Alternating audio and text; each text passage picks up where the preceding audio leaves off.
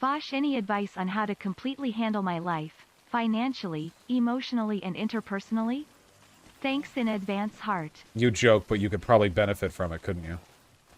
I watched your mental health playlist and not only was I called out on my bullshit, but your making friends video has honestly helped me with online friends. I'm really happy to hear that. Thank you. Yeah, no, I don't think that I'm uniquely good at making friends. I actually don't have many. I just think I'm pretty good at conveying, like, the theory. I'm really happy to hear that. Yeah, Anonyman, that's one of the first things that I ask everyone on Tinder. I don't want to waste my time. Like, do you want to Now, I'm totally down. I'm totally down to make friends off Tinder or whatever, but, like, I want friends that I can you know? If I find someone hot on Tinder and I match with them and we talk and we get along and they're hot, and then after a first date they're like, yeah, I'm just looking for friends. Like, no, absolutely that. Don't you. Don't do that, you know? Who uses Tinder to find friends? Well, I do, but I want them to be friends that I want to for me, the ideal, like, relationship status is to have, like, one committed romantic partner and, like, a loose circle of close friends who I hang out with and, like, rail casually, you know? That for me has always been sort of the platonic ideal of my, you know, Vaush will not befriend asexuals. I have asexual friends. I don't fuck them. I'm just saying if I'm on Tinder, I would not want to make an asexual friend. That doesn't work like that for straight people except for Giga Chad. I'll admit that if you're purely heterosexual, it's harder to have the relationship fuck friend circle that I've described, but that doesn't mean it's impossible. Like, you mostly just have to be, like, left-leaning. That's the thing. Like, even if you're straight, there are tons of, like, queer chicks who want a friend who will just casually, like, fucking rail them. It's not uncommon. Obviously, being queer yourself helps, but... Also, the PC police will cancel me for this, but obviously, being in and around trans circles will probably help you, because trans people are fucking horny demons. I have a second date with a super cute, hot and brilliant girl this weekend, but I don't know if I am ready to bring a U-Haul. Can I really call myself a lesbian? No. Lesbians are categorically desperate. Find another title. How do you find hookups when you can't drive, live with your parents? Gotta put some goddamn work in. I was on the goddamn Los Angeles Metro getting pussy back in my day. Wait, do you come before dates too? I feel like if it's a date where there's a decent chance of fucking, then no. But if it's a date where it's unlikely to happen for whatever reason, then sure, why not? That way you can think about more shit than just nutting and rutting. Well, you can anyway, but you know, it helps. Yeah, it ups your stamina. Well, I can last a while before coming anyway, even with my balls full. Thank you. Thanks. Just a casual 4 hours of Kegels every day. Thanks. You know, I can pee right over a 3-story townhouse in an arc.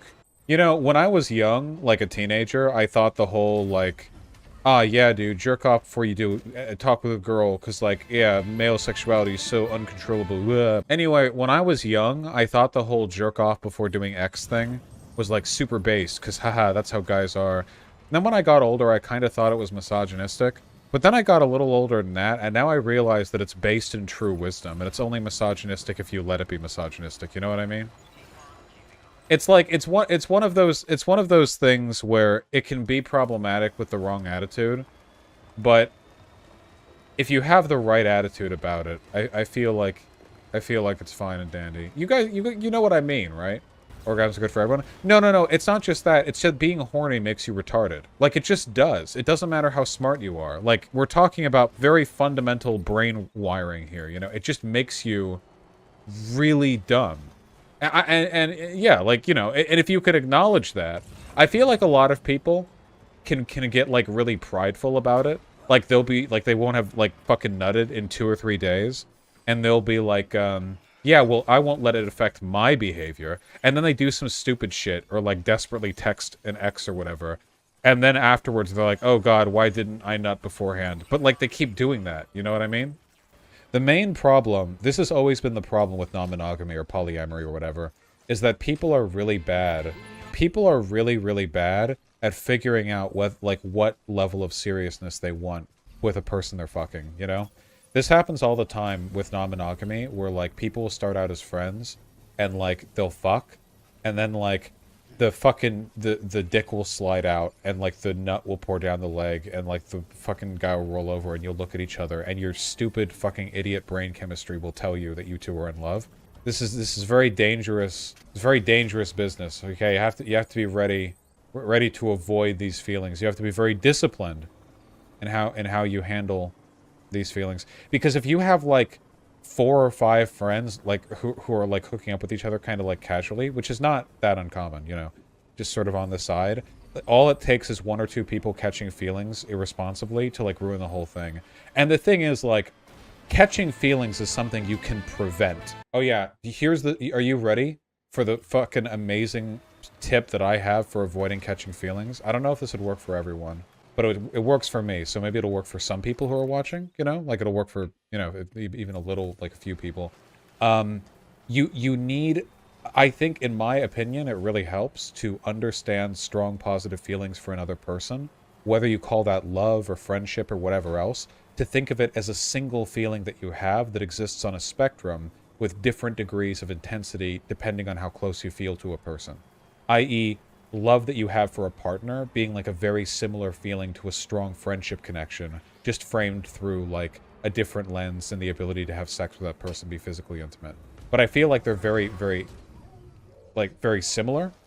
And if you think of them as similar, then I think it's easier to understand the feelings that you develop for your, like, the friends you fuck as being like a kind of close friendship, which is way easier to deal with in terms of social dynamics than, oh god, than like fucking treating it like you're falling in love with someone. It's like true love. So you've never caught romantic feelings for people you fucked on the side while still being in a relationship? No, that's not happened for me.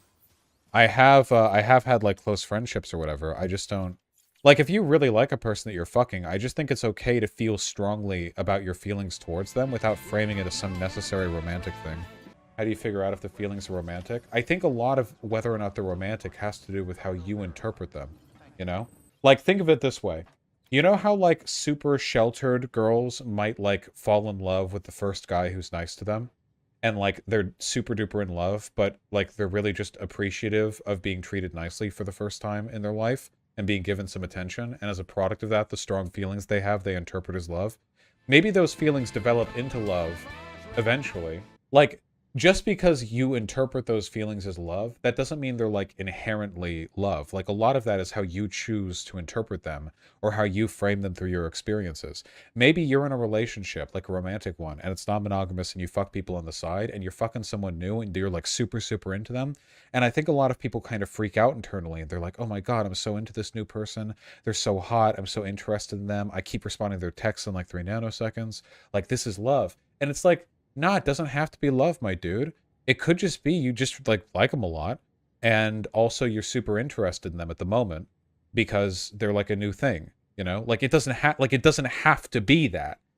You know? Like, you can have them in your life. You can feel strongly about a person. Do you think it's possible you can start to fall in love with the person you're fucking on side while falling out of love with your partner? Yeah, of course. I'm not saying you could, like, totally master your feelings. I'm only saying that it's possible to responsibly process strong feelings that you have for other people, you know? And it's like cognitive behavioral therapy. All right. Listen up, you goobers and you gooners. I love you all very much. I hope you all have a wonderful evening.